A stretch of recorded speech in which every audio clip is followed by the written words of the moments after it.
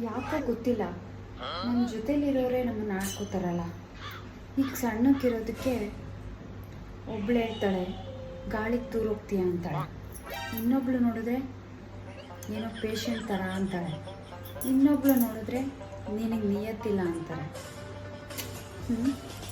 ದಪ್ಪಕ್ಕಿದ್ರೂ ಕಷ್ಟ, ಸಣ್ಣಕ್ಕಿದ್ರೂ ಕಷ್ಟ. ಹೆಂಗಪ್ಪ? ಇಲ್ಲ, ಇವತ್ತೇನಾದರೂ ಮಾಡಿ ಇವತ್ತಿನಿಂದ ಸ್ಟಾರ್ಟ್ ಮಾಡೋಣ. ಚೆನ್ನಾಗಿ ಊಟ ಮಾಡಿ, ಚೆನ್ನಾಗಿ ತಿಂದು, ಚೆನ್ನಾಗಿ ನಿದ್ದೆ ಮಾಡಿ ದಪ್ಪ ಆಗಿಬಿಡ್ಬೇಕು. ಛೇ, ಅವ್ರು ಯಾರು ಏನೋ ಅಂತಾರೆ ಅಂತ ನಾನ್ಯಾಕೆ ದಪ್ಪ ಆಗಬೇಕು?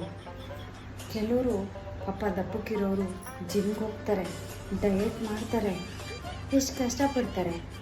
ನಾನು ಸಣ್ಣ ಆಗೋಕ್ಕೆ ಯಾವುದೇ ರೀತಿ ಕಷ್ಟಪಡ್ತಿಲ್ಲ. ಬೆಳಗ್ಗೆ ಎದ್ದರೆ ಮನೇಲಿ ಅಡುಗೆ ಮಾಡ್ತೀನಿ, ಕಸ ಗುಡಿಸ್ತೀನಿ, ಪಾತ್ರೆ ತೊಳಿತೀನಿ, ಬಟ್ಟೆ ಮಡಿಸ್ತೀನಿ, ಹೊರಗಡೆ ಹೋಗ್ಬಿಟ್ಟು ಮನೆಗೆ ಏನು ಬೇಕು ಎಲ್ಲ ನಾನೇ ತೊಗೊಂಡು ಬರ್ತೀನಿ. ರಾತ್ರಿ 12:30 1 ಗಂಟೆಗೆ ಮಲಗ್ತೀನಿ, ನಿದ್ದೆನೂ ಕಮ್ಮಿ. ನಾನು ಎಷ್ಟು ಅದೃಷ್ಟವಂತಿಲ್ಲ, ಮನೆ ಕೆಲಸ ಮಾಡಿಕೊಂಡೆ ಆರಾಮಾಗಿ ಸಣ್ಣ ಆಗ್ತಿದ್ದೀನಿ.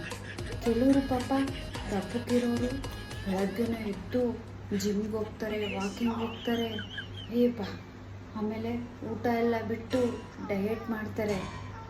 ಆದರೆ ನಾನು ಆ ರೀತಿ ಯಾವ ಥರನೂ ಮಾಡ್ತಿಲ್ಲ. ಆರಾಮಾಗಿ ಊಟ ತಿಂತೀನಿ, ಮನೆ ಕೆಲಸ ಮಾಡಿಕೊಂಡು ಆರಾಮಾಗಿ ಖುಷಿಯಾಗಿ ರೀಲ್ಸ್ ಮಾಡಿಕೊಂಡು ನನ್ನ ಪಾಡಿಗೆ ನಾನು ಹೋಗ್ತಿದ್ದೀನಿ. ಆದರೂ ಅವ್ರ ಥರ ಡಯಟ್ ಎಲ್ಲ ಮಾಡೋದಿಲ್ಲ. ಆದರೂ ಇಷ್ಟೊಂದು ಸಣ್ಣಕ್ಕಾಗ್ತಾಯಿದ್ದೀನಿ ಅಂದರೆ ನಾನು ಅದೃಷ್ಟ ಮಾಡಿದ್ದೆ ಅನಿಸುತ್ತೆ. ಯಾರೇನಾದರೂ ಅಂದ್ಕೊಳ್ಳಿ, ತಲೆ ಕೆಡಿಸ್ಕೊಳ್ಳಲ್ಲ. ಯಾಕೆಂದರೆ ಸಣ್ಣ ಆಗಬೇಕು ಅಂದರೆ ಎಷ್ಟೆಲ್ಲ ಕಷ್ಟಪಡ್ತಾರೆ. ನಾನೇನು ಆ ಥರ ಕಷ್ಟಪಡ್ತಿಲ್ವಲ್ಲ. ಹೇಳ್ಕೋಬೇಕು ಅಂದರೆ ದೇವರು ನನ್ನನ್ನು ಚೆನ್ನಾಗೇ ಇಟ್ಟಿದ್ದಾರೆ.